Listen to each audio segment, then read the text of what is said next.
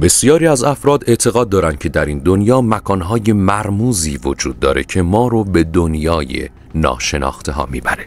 شاید در نگاه اول این اعتقادات کمی تخیلی و از نظر علمی غیر ممکن به نظر بیان، اما شواهد و گفته های اونها انسان رو به فکر فرو میبره که نکنه واقعا درست میگن و چنین مکانهای مرموزی وجود داره. به تاپ‌ترین ها خوش اومدین. در این ویدیو با 5 مکان مرموز آشنا خواهیم شد. پس تا پایان ویدیو با ما همراه باشید. شماره 5: وجود موجودات پیشرفته زیر زمین. ادموند هالی دانشمند برجسته‌ایه که دنباله‌دار هالی رو کشف کرده. کسیه که به دلیل نظریه‌های غیر متعارف خود در مورد جهان شناخته میشه. هالی در سال 1692 نظریه زمین توخالی رو به اشتراک گذاشت.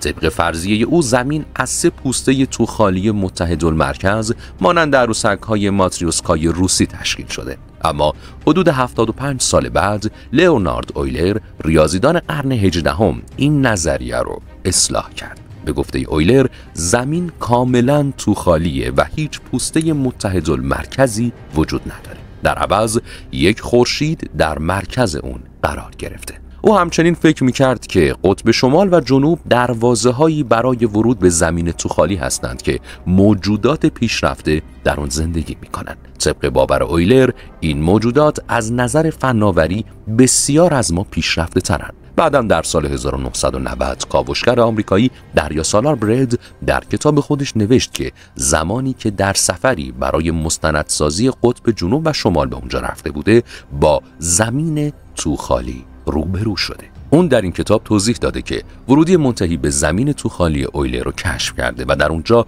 به جای چشمانداز یخی بیپایانی که انتظار داشته با دره‌ای سرسبز روبرو شده. او همچنین ادعا کرده که با یک تمدن فوق پیشرفته ملاقات کرده، اما برای حمایت از این نظریه هیچ مدرکی نتونسته ارائه بده. با این حال اگر به کتاب‌های آسمانی سری بزنیم به زندگی جنیان در زیر زمین اشاره شده که بسیار قبلتر از انسان‌ها روی زمین قدم گذاشتن. ممکنه اونها چندان هم بی ربط نگفته باشن. شماره 4: آینه روی دیوار. در یکی از قسمت‌های سریال آلیس در سرزمین عجایب با عنوان لوکینگ گلاس، آلیس در واقع از یک طرف آینه به طرف دیگری میره و در آنجا یک جهان موازی پیدا میکنه.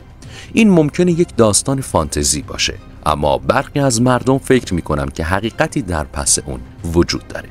بسیاری باور دارند که آینه‌ها و بازتاب‌ها راهی آسان برای ارواح و قدرت‌های ماورالطبیعه برای دسترسی به دنیای واقعی ماست و اونها این ادعا رو با این بازی که میشه با 3 بار گفتن بلودی مری در آینه یه شبح ترسناک رو در آینه دید توجیه میکنن. در این خصوص محققین دانشگاه اوربینو در سال 2010 آزمایشی را انجام دادند که در اون آزمایش شونده ها در اتاقی با نور کم به بازتاب‌های خودشون خیره می‌شدند. به طور عجیبی در کمتر از 1 دقیقه شرکت کنندگان شروع به تجربه ناهنجاری‌های روانی کردند. اونها چهرهشون رو کج کردند و چهره‌های ترسناک دیگری در آینه می‌دیدند. این اثر کاپوتو نامیده شده است و دلیل آن این است که وقتی برای مدتی طولانی روی یک شی یا صورت خیره می‌شوید، نورون‌های بینایی در مغز فعالیت خود را افزایش می‌دهند و جزئیات محو می‌شوند. به همین دلیل مغز با استفاده از داده‌های انتظارات و تجربیات ما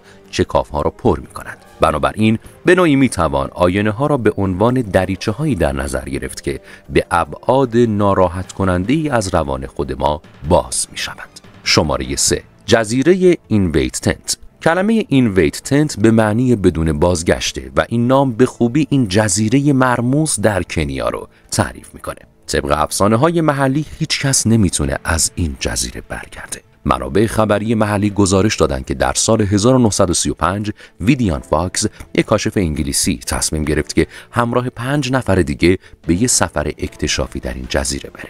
البته خود اون در این جزیره پا نذاشت و در عوض 2 نفر از همراهانش رو برای بررسی به جزیره فرستاد. تیم یه سیستم ایجاد کرده بود که طبق اون 2 مردی که در جزیره بودن باید هر روز غروب چراغ‌هایی رو روشن می‌کردن تا نشون بدن که همه چیز خوبه. اما چند شب بعد سیگنال اونا کاملا قطع شد. بقیه اعضای تیم همراه با چند نفر از مردم محلی برای جستجو به جزیره رفتند، اما چیزی پیدا نکردند. اونا بدون هیچ ردی ناپدید شده بودن، گویی به بعد دیگه‌ای منتقل شده بودن. میشه گفت فاکس و سایر همراهانش خوششانس بودند که خیلی سریع از اون جزیره خارج شدن.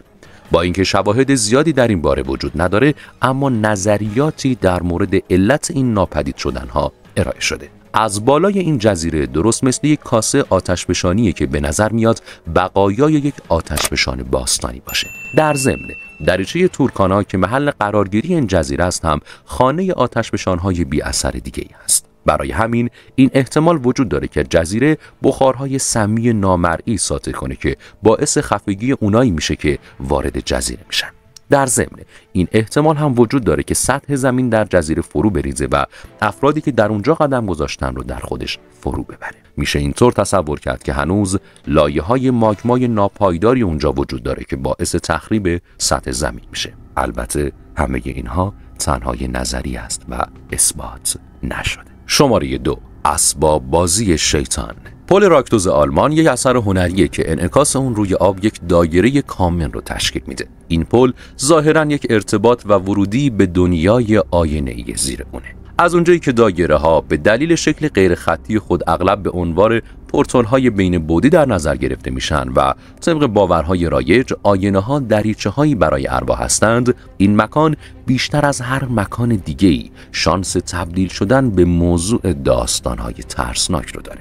مردم بر این باورند که ساخت پل‌های قوسی شکل در قرون وسطا تنها در صورت امکان پذیر بوده که شیطان در ساخت اون کمک کرده باشه. به همین دلیل این گونه پل‌ها رو پل‌های شیطان می‌نامند و البته اعتقاد بر اینه که انسان به ازای ساخت این پل هزینه اندکی که روح اولین کسی میشه که از روی اون عبور کرده رو دریافت می‌کرده. در واقعیت اما این پل‌ها به منظور عدم تأثیر جاذبه زمین ساخته شده بودند. به همین دلیل احتمال خیلی کمی وجود داره که شیطان در ساخت اونا مشارکت داشته باشه. قبل از اینکه به مورد آخر برسیم لطفاً توی کامنت ها برامون بنویسید که به نظر شما کدام یک از مکان ها میتونه واقعیت داشته باشه. و شماره 1، فوسدیون.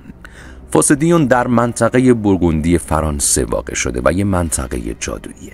در واقع در هر ثانیه 311 لیتر آب از فوسدیون فوران میکنه، اما هیچ کس نتونسته منبع این آب رو پیدا کنه. طبق افسانه ها این آب از چشمه‌ای در اعماق فواره بیرون میاد، اما برخی هم معتقدن که این مکان میتونه دروازه‌ای به یک دنیای دیگه‌ای باشه. این مکان از قرن هفتم برای عبادت و تهیه آب آشامیدنی استفاده می شده، اما در سال 1758 یک دیوار سنگی مدور اطراف اون ساخته شده.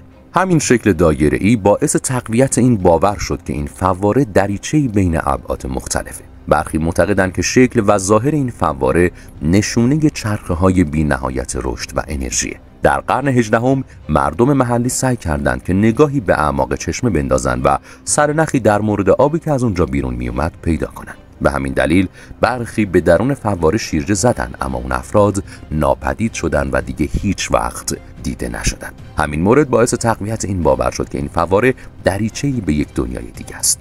برخی هم فکر میکنند که یک مار بزرگ اونجا وجود داره که هر کسی رو که بهش نزدیک میشه میخوره. در 50 سال گذشته فقط 4 نفر به درون فوسدیون شیرجه زدن و هیچ کس نتونسته به انتهای اون دست پیدا کنه. در واقع تنها یکی از اون غواص‌ها در این مکان جون سالم به در برده. اون پیر ایرکدوسه نام داشت. در سال 2019 اون تونست در عمق 230 فوتی این فواره بره، اما باز هم نتونست منبعی برای آب پیدا کنه. خیلی ممنون که تا پایان این ویدیو با ما همراه بودید. اگر از تماشای ویدیو لذت بردید پس این ویدیوهای جذاب رو از دست ندید و حتما کانال رو دنبال کنید و زنگوله رو هم بزنید تا از ویدیوهای بعدی مطلع بشید.